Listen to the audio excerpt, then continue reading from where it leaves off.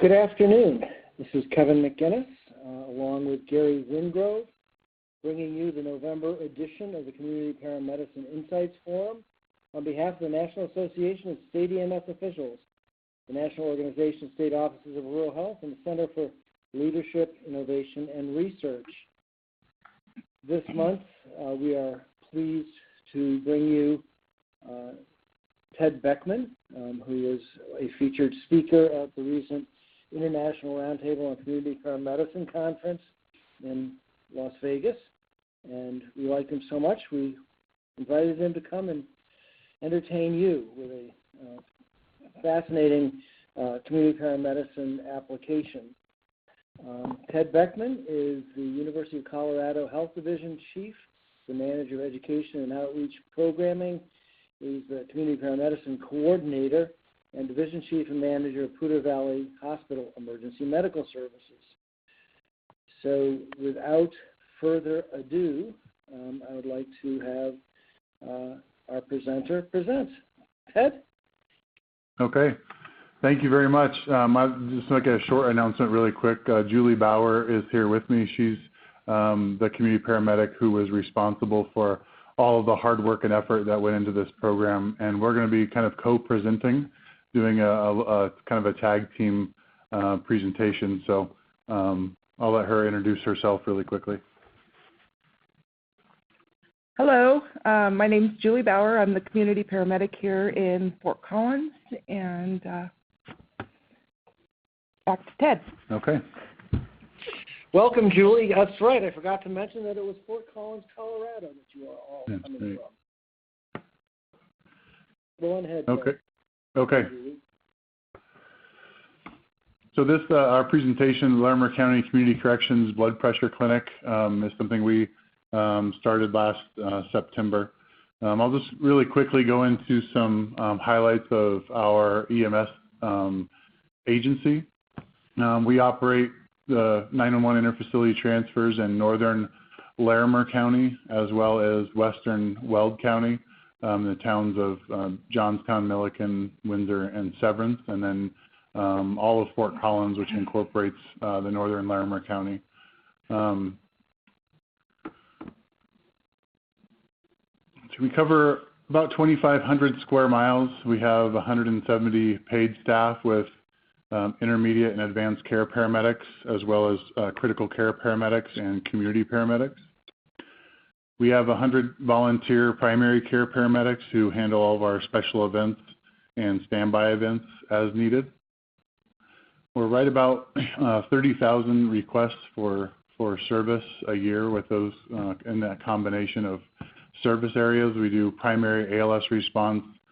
We have a special operations response team, which includes all hazards, tactical, high angle, low angle rescue, those special teams. We also have a BERT team, which is bicycle emergency response team, and then a critical care program ground and rotor wing through our through Lifeline, which is our critical care piece.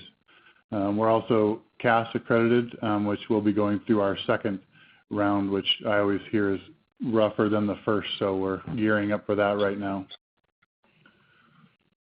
CSU, Colorado State University, is in Fort Collins. Student population is about 32,000 a year, and total population is over 200,000, close to 300,000 when we include all of the other cities that we respond to and with.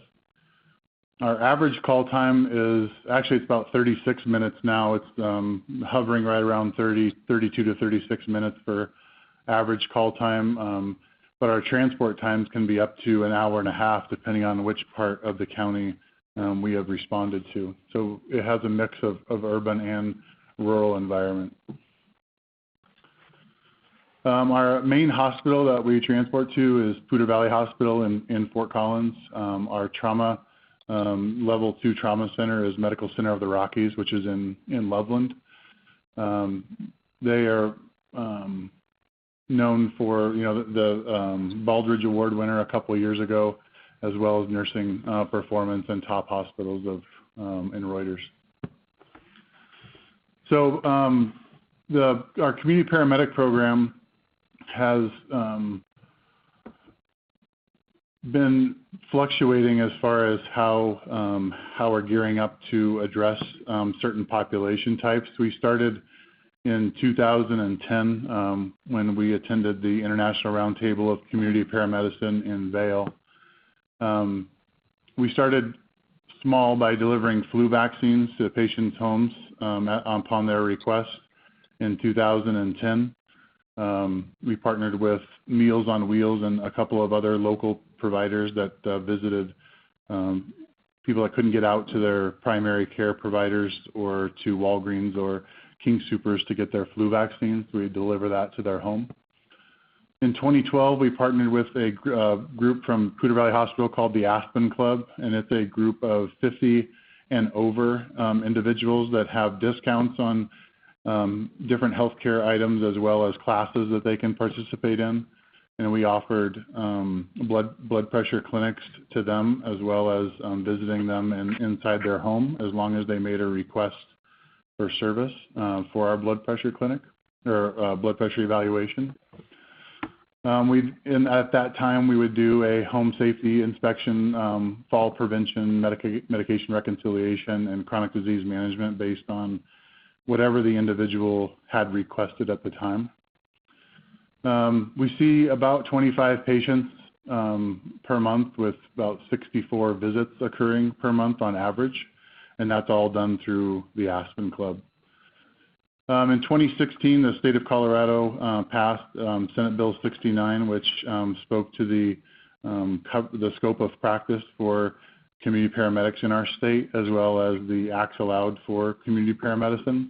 And we're looking forward to that implementation in 2018 and 2019. So we're pretty excited that about community paramedicine and moving forward in our state.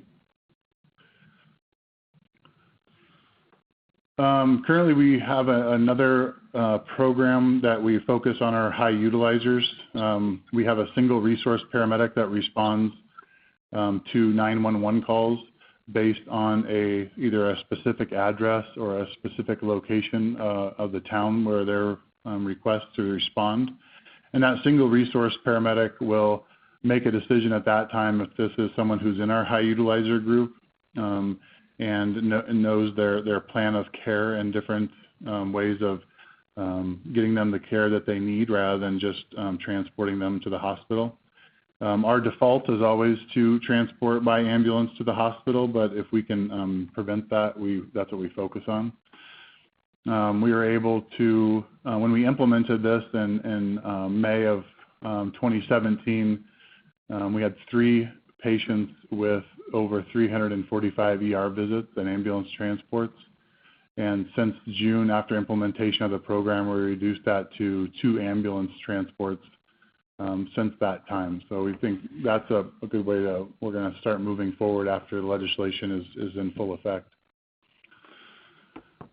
The correctional facility we partnered with, like I said, in September. This was actually kind of a series of meetings that occurred, and this was the end result. The meetings were scheduled because the nurses and the staff at Larimer County Community Corrections were having trouble with getting their patients to the emergency room, so they would call 911. And then they were having trouble receiving feedback from the nurses at the emergency room back to the community correction. So we met with a group to identify some of those problems that were occurring. And the partnership then ensued with UC Health and Poudre Valley Hospital EMS, as well as Larimer County Community Corrections and our local regional county care collaborative, which is Rocky Mountain Health Plans, which runs all the Medicaid patients.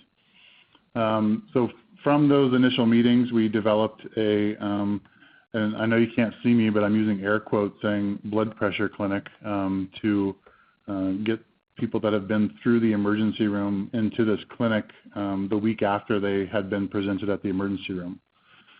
So now I'm going to let Julie describe some of the kind of her process flow and how she got to these some tips of information on the different types of clientele that she sees.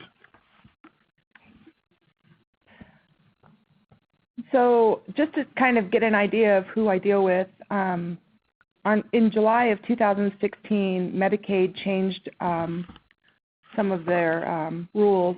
So most of the residents in this halfway house that I deal with are qualified for Medicaid and have it now. All of the clients in this facility are recovering addicts, post-incarceration, and they come from all over the state. They don't know how because they've always been high before they got in there. They just don't know how to take care of themselves and utilize the system. So they go to the ER for medication refills, different things that they don't necessarily or they shouldn't go to the ER for. My clinics are held on Monday nights, every Monday night, and I tend to see about 15 to 25 individuals per clinic that we do. What I'll do when they get there, I go over their discharge paperwork, see what got them to go to the emergency room, see how they're feeling now, and if they are following up as they should be with medications, any follow-up care that they may need, or just to check in on them, make sure they're following through with what they need to do. Then we also discuss alternative destinations, whether they should have gone or could have gone to urgent care or a primary care physician.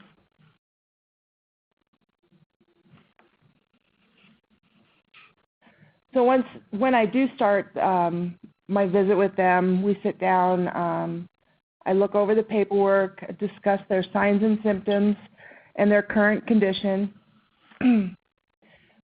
I check any wound care, splinting, antibiotics, any chronic disease management, and again, the alternative destinations that they could have used for their problem.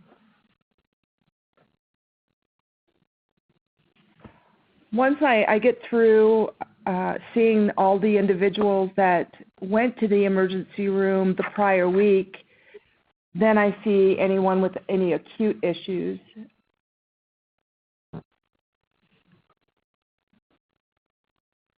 I'll do a patient assessment, assess their vital signs, temperature, pulse ox, glucose, EKG if needed, and then determine on what the next steps should be, whether they need to go to the emergency room, if it's within the hours of urgent care, if they can go there, or if we could schedule an appointment with a primary care physician.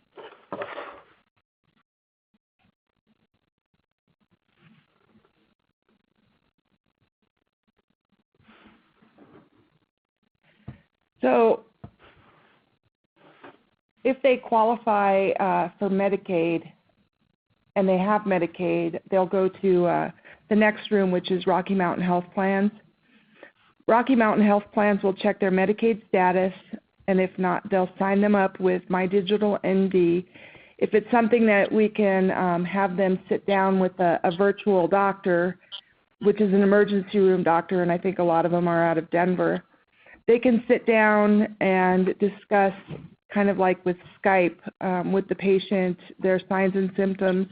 Then they also have my assessment, lung sounds, vital signs, anything that will help their assessment. We've also taken pictures of rashes or infections so that they can see, and sent them to them so they can see up close what the person is complaining of. And then if that doesn't work, or if that's not needed, then we'll find a primary care physician and give them the information to set up any appointments, follow-up, appointments that they could use for their condition.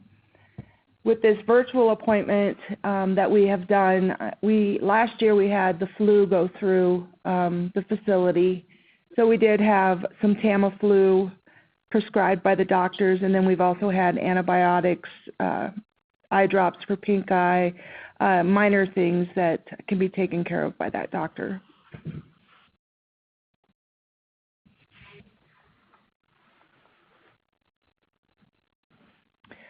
Some things that I did find while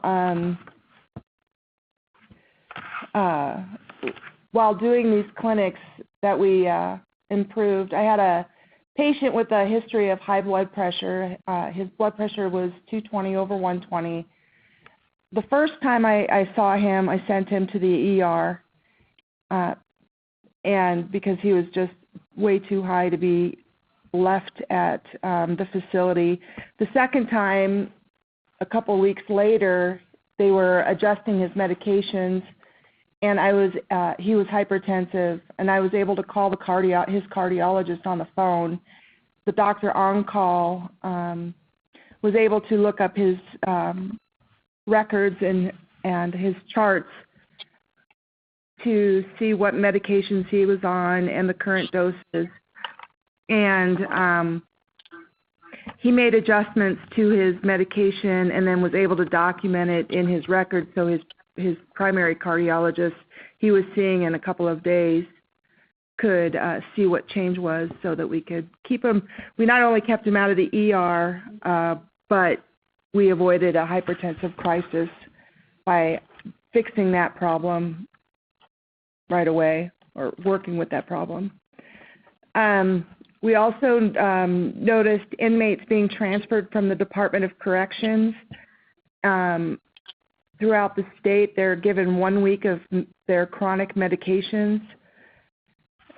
And when they get up to this facility, they're so busy doing paperwork and getting through the rehab and getting case managers and so forth. They get through the week and then they're out of medication. So they've been going to the emergency room to get refills for medication. So I've done a lot of education around that with the facility and the patients who are doing this. The doctors here at PVH, they no longer have a little prescription pad that they write out prescriptions. It's a full sheet of paper, and it's sent back to the facility with the discharge instructions.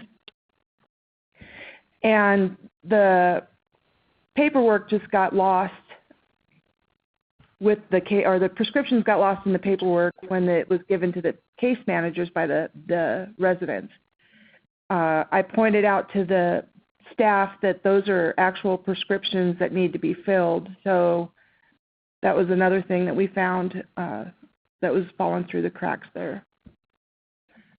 We had a new diabetic resident that I educated how to use a glucometer because they had never used one before, and then how they should do their self-injections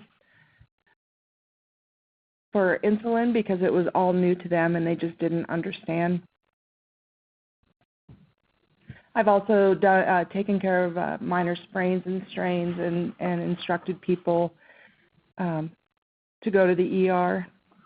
I had one very recent one where a gentleman was going to the emergency room to get narcotics for his back pain, and he wasn't happy with the fact that I advised him that is not the proper way to deal with it, and we needed to get him a primary care so that he can have follow-through with his care.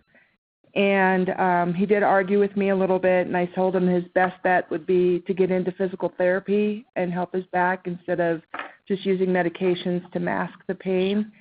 And he actually approached me last week, and he looked like a different person and thanked me because the physical therapy is working better than any meds that he's ever been given.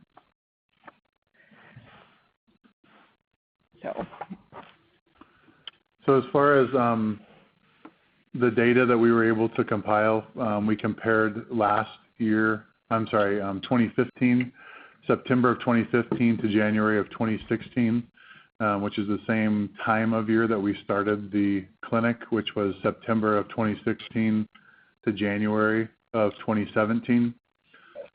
From that specific address, the previous year was 157 ER visits compared to 118 when we had the clinic. Ambulance transports went from 80 to 47. Staff transports actually increased, and we attributed that to the education that we provided to the staff of understanding what emergent versus non-emergent and what urgency, what the difference was between them. And they were acceptable to that, and that allowed them to transport actually more of their clients than calling 911 using an ambulance.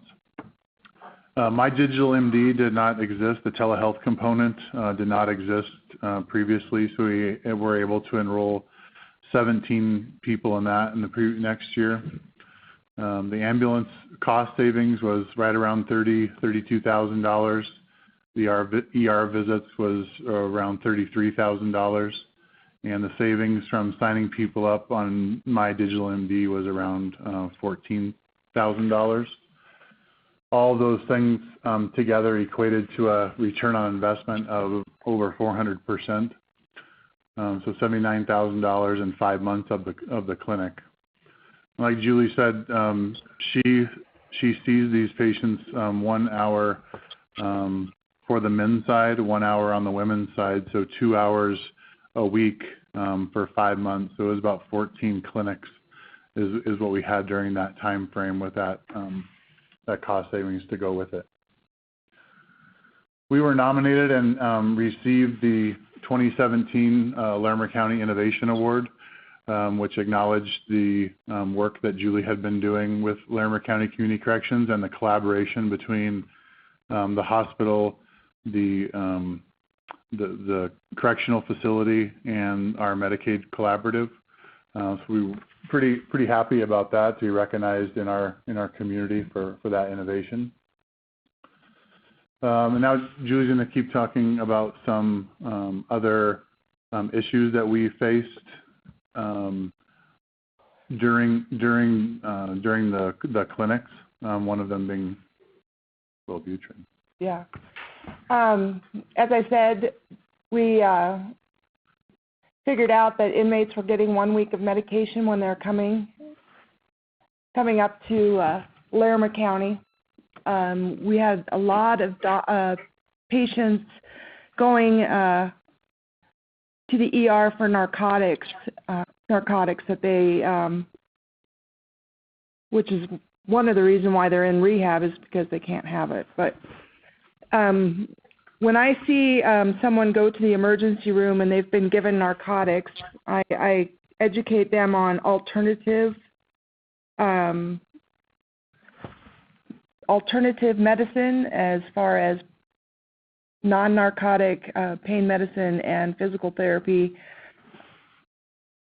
It also flags that patient because we did have people going 2 to 3 times a week to get narcotics once they found out they could get them. And then when they could no longer get them at Poudre Valley, then they would switch to another ER to get narcotics. The unfortunate thing is if they get 3 write-ups, they are thrown out of the program, and we don't want them to be thrown out, but unfortunately when they start playing with the system, they get written up, and 3 of them will get them sent out. We also found one resident that was shopping for prescriptions, specifically Wellbutrin, and he was selling it to the residents at this facility. I did notice that he was going to different doctors, but then King Soopers called and said that he's had over 180 prescription or 180 pills prescribed to him within the last 20 days, and he ended up being released from the program and actually sent to jail. We also had a couple residents that he was selling these to, injecting the Wellbutrin, and they would get abscesses from the injections. We've also seen a lot of medication non-compliance. The gentleman with the blood pressure issues earlier, part of his issue initially was non-compliance with medications.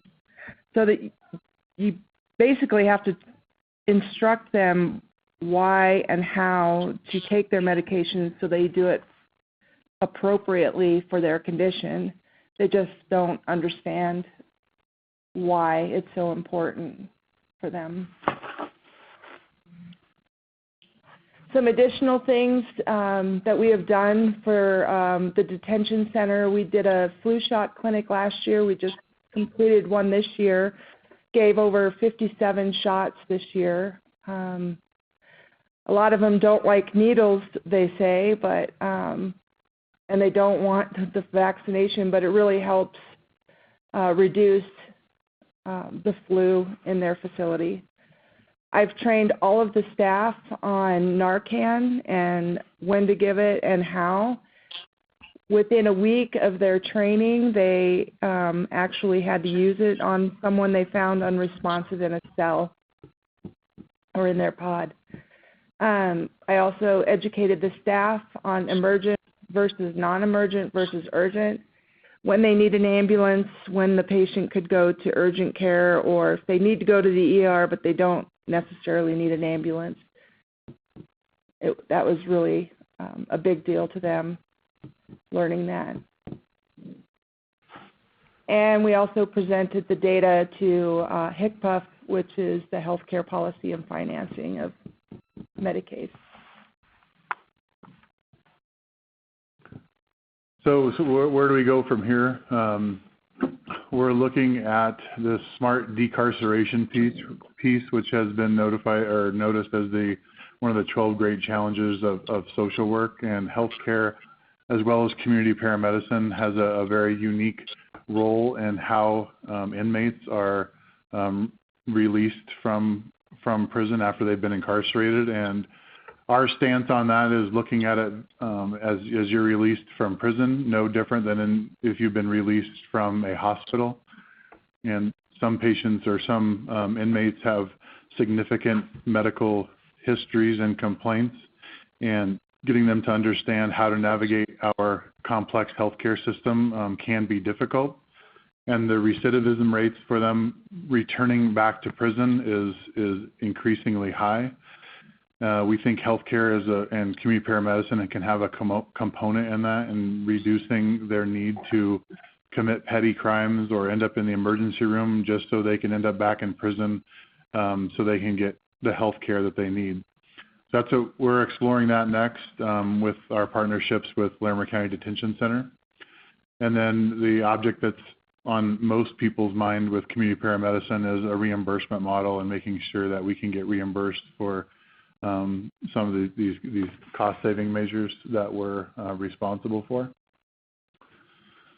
So our new EMS chief came up with this statement. It's, we must help patients navigate a complex and irrational healthcare system so they receive patient-centered care in the most medically appropriate setting at the right time frame, which speaks to community paramedicine and mobile integrated healthcare as a whole, and the reason why we feel it's so important to continue this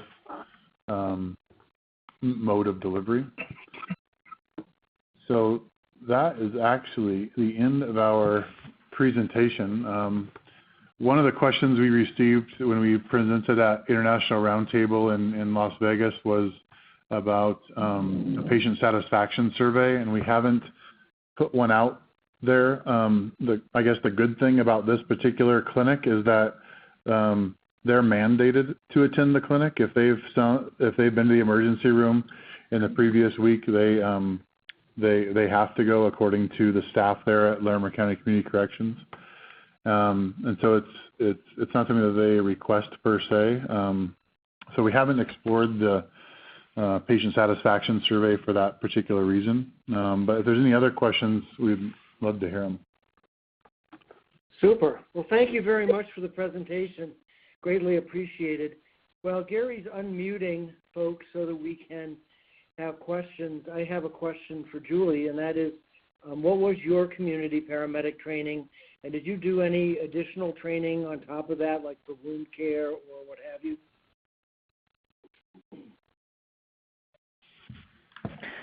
Well, I took the community paramedic course up at Colorado Mountain College, and now I'm supplementing that with Hennepin College in Minnesota currently to hopefully better my skills, my current skills as a community paramedic.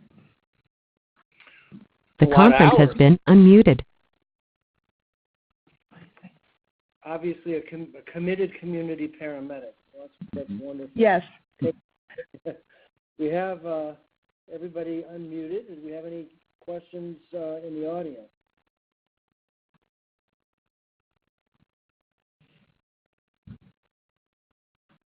Well, let me offer another question then.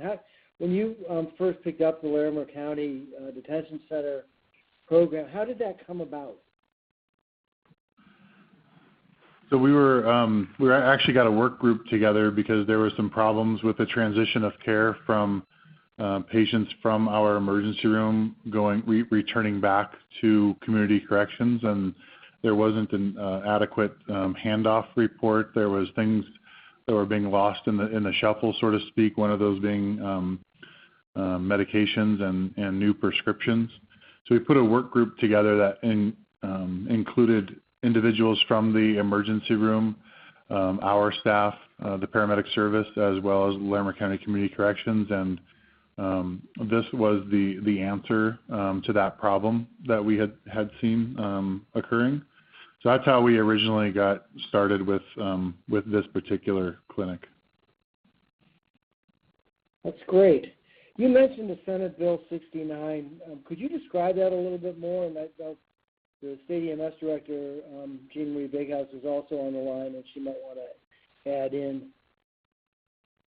Yeah, I was hoping she would just talk now, but. Well, this is Jean Marie. I appreciate the opportunity, and Ted, thank you so much for your presentation. I just think this is great information. So Senate Bill 16069, and actually this is going to be one of my questions to you. We worked long and hard through a task force through which you participated in that, and it had a couple different constructs in it, right?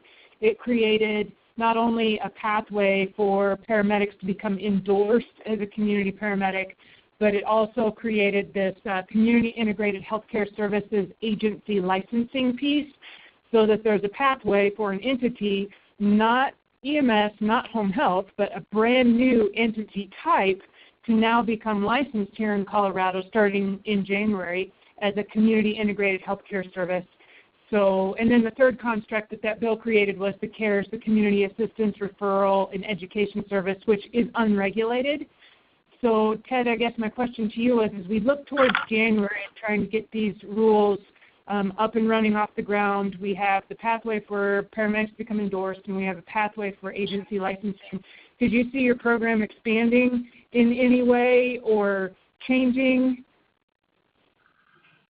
So our thought process in anticipation of full regulation, or at least abiding within the rules of the legislation, was to make sure that we had met with stakeholders and established those conversations early, which we had been doing since 2010 with a variety of stop and starts with those stakeholders based on this uniqueness, I guess, of community paramedicine. And we wanted to make sure that before we started meeting with those stakeholders again, that we had some definite time frames established with being able to act appropriately in the eyes of the state. So in anticipation of that, we've been meeting with stakeholders, and we have a variety of different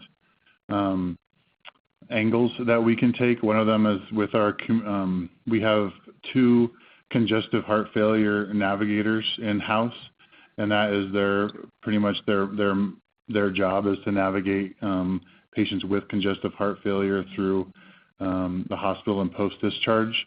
They do not make home visits, however, so we see a niche with them starting off right away.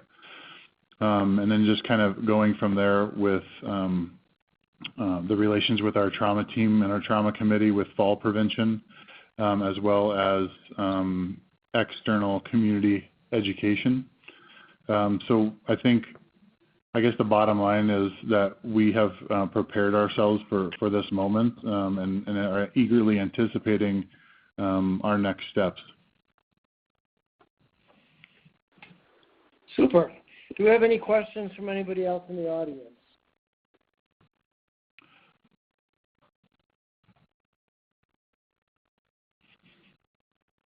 Okay, well, on that note, do you have any last words, Ted or Julie? No, I think thank you to Kevin and Gary for inviting us and allowing us to let other people know about our program. And I think something we mentioned in Las Vegas was that the incarcerated individuals, I think community paramedicine has a really valuable area where we haven't really been exploring that frequently. I think everyone has kind of their own niche, but this is something that's has been overlooked in a lot of different communities, and I think we can play a significant role in helping those that are released from prison navigate the healthcare system, and we can do it with our techniques that we learn in community paramedicine. Well, I think you're absolutely right, and in fact, I know that in at least a couple of cases where EMS has gone to Medicaid to discuss reimbursement for community paramedicine, the Medicaid programs actually turned around and said, well, geez, we have this population that we're responsible for. Can you do us any good in our prisons or our jails or our correction centers? So I think you're definitely on to something that others might value as well. And speaking on reimbursement, it was one of the issues you mentioned, and it's obviously on everybody's mind. We learned some good news this last month, and that is that Anthem Blue Cross and Blue Shield has announced that in its 17 states, beginning in 2018, it's going to be reimbursing for treat and no transports, and significantly reimbursing, as I understand it. Later in 2018, though they haven't completely figured out how they're implementing this, they are intending to start reimbursing for community paramedic services. So all very good news for us, because certainly where the Blues go, we know that United Healthcare and Aetna both have had programs, pilots in various places in the country. So this may just be the tipping point where we start to see reimbursement pick up, because certainly I think CMS and others would look to some of the commercial third-party payers and figure that if their bean counters have seen this as a good thing on the bottom line, that there may be something to that. So all very good stuff. Well, again, I want to thank Ted and Julie for their presentation this month. It will be added to our archive on cpif.communityparamedic.org, where you registered for the show, and has a good 5 years worth of programming archived there. And just to let you know that we are going to start a whole new series of Community Paramedicine Insight Forums in 2018. We'll be announcing that list in the next month or so. We will not have a December Community Paramedicine Insights Forum. Let folks enjoy the holiday without thinking about other stuff. But on that note, on behalf of Gary Wingrove, myself, the National Association of State EMS Officials, the National Organization of State Offices of Rural Health, and Center for Leadership, Innovation, and Research, I want to thank you all for attending today's Community Paramedicine Insights Forum. Everybody have happy holidays. Thank you. Happy Thanksgiving. Thank you. Thank you.